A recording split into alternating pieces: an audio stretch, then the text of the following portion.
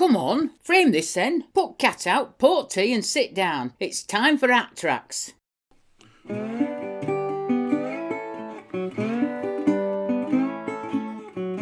Direct from Bradford, West Yorkshire, it's Hat Tracks with the one and only Daz in the hat.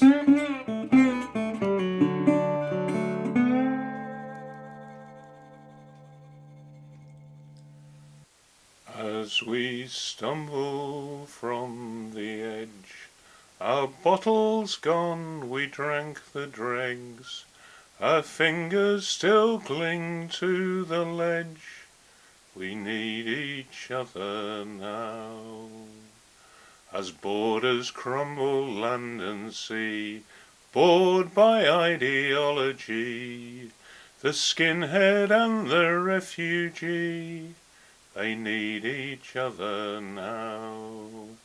Rise up, you hopeful men and women who might try again, and with one voice the message send, we need each other now. We turn away and turn about, everywhere mistrust and doubt, and one by one the lights go out. We need each other now. And so we sit upon the fence with harmony and dissonance, and the bells ring out intolerance. We need each other now. Rise up, you hopeful men and women who might try again, and with one voice your message send. We need each other now. I sit and watch the setting sun, slow to stand and quick to run. My sister asks whose side I'm on. We need each other now. Rise up, you hopeful men and women who might try again, and with one voice the message send. We need each other now.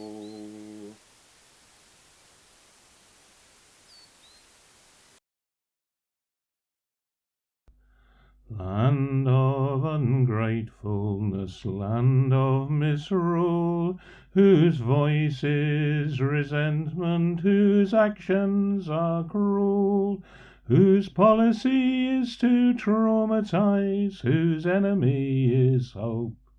It's a hostile environment and a slippery slope. Kamal dreams of living in his daddy's house in Brum, but he's locked up in Yarl's Wood with his sister and mum. Oh, we recognise it's desirable to reunite kith and kin, but it's a hostile environment and you ain't coming in. Nicolette has run a cafe since 1994. Now if she can't find a pile of paperwork, they'll show her the door. Yes, we know you've paid your taxes all these 25 years, but it's a hostile environment, so what's with the tears? Cherry lass saw Trinidad when she was just 5. In her 70s now she sees a prison van arrive. As you appear to have no passport, let us make you aware that it's a hostile environment and your home is back there. Land of ungratefulness, land of misrule, whose voice is resentment, whose actions are cruel, whose policy is to traumatize, whose enemy is hope.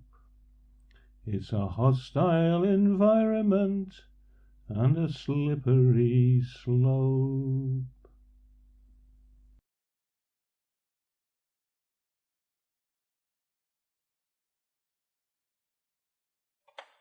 This is a story from Billy Bennett, but I first heard it from Bob Davenport. Nell was a collier's daughter, innocent, sweet 17. Shall I tell you the story of Nellie? Yeah, I think I will. It's quite clean. Nell was a collier's daughter, with a coal-black daddy so fine. At the end of the day, to the theatre he'd stray, to forget the dark toil of the mine.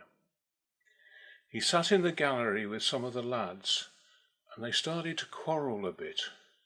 It wasn't his shift, but they give him a lift, and the miner went right down to the pit. Years have rolled by since that happened, time eased the widow's pain. One day she met with a diver, and the girl's mother married again. Now Nell was a diver's daughter. He used to dive under the ships. He walked on the bed of the ocean, and he trod on the fishes and chips. But her mother and he could never agree. They'd argue for hours and hours. One day he called her a dog, and she up with his clog, and then came a coach full of flowers. Years have rolled by since that happened, time eased the widow's pain. One day she met with a plumber, and the girl's mother married again. Nell was a plumber's daughter. Nell was a plumber's lass. She ran like mad to fetch her dad when she smelt an escape of gas. He went upstairs with a lighted match, singing Granny's song at twilight. We heard a crack, and Dad came back through the next-door neighbour's skylight.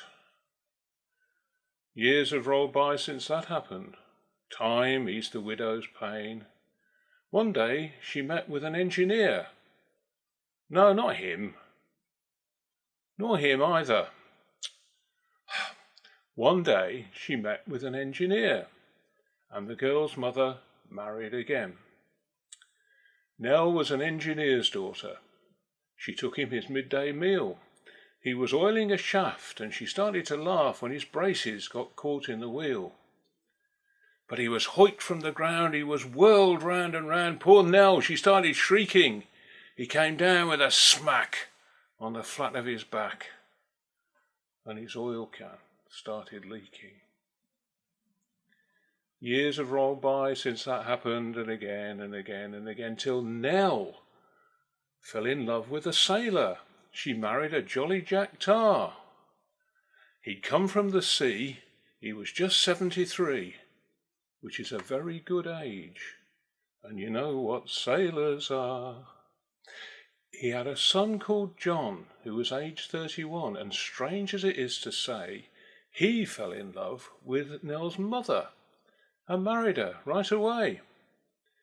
So Nell is her mother's new mother. Her father becomes her own son. Her mother's first child is her father-in-law, and her sister's the son of a gun. I thank you. This is a story about a silkie, a seal that can turn itself into a human. I don't know if all seals can do that or if it's only special ones, but there are lots of stories about silkies and the seal people. And this story is from the Western Islands of Scotland.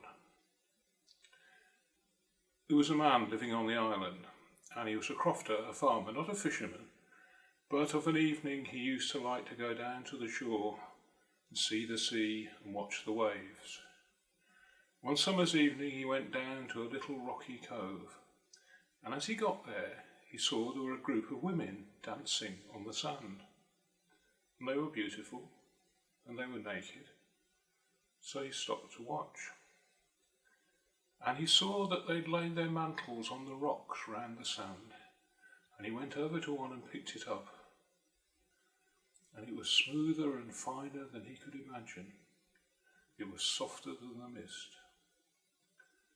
But when he did that, the women noticed he was there, and they all ran to get their mantles and slip them on and turn into seals, because they were silkies, and those were their skins, and they were off in the waves and gone. All except for one, who came up to the man and asked him for her skin back so she could turn and be with her sisters in the waves. Now, this kind of thing's happened before, and it'll probably happen again, and the people of the islands have a saying about it.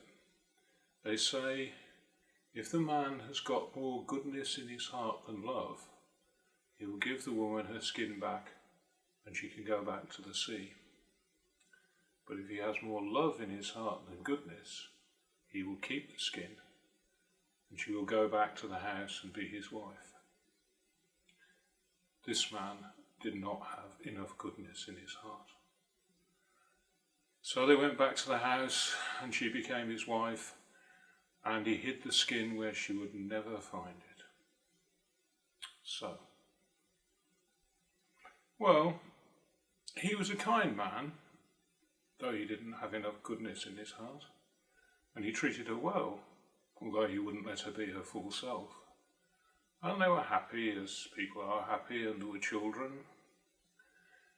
But as the years went by, from time to time, she longed for her life in the sea. And sometimes when the man was away, she would search for her skin, but she never found it. And then one hot summer day, she was alone in the house, the man was off to the town, the children were off to the school, except for the littlest one, the little boy who was playing in the yard. And she was in the house making bread. And she was hot, and she was sweaty, and she was gritty from the flour, and she longed for the cool and the wet of the sea. And the little boy came in, and he said, "Mother, look at this strange thing I found. It's smoother and finer than I can imagine. It's softer than the mist." And he held it out. Because you know, however well you hide things, the children can always find them.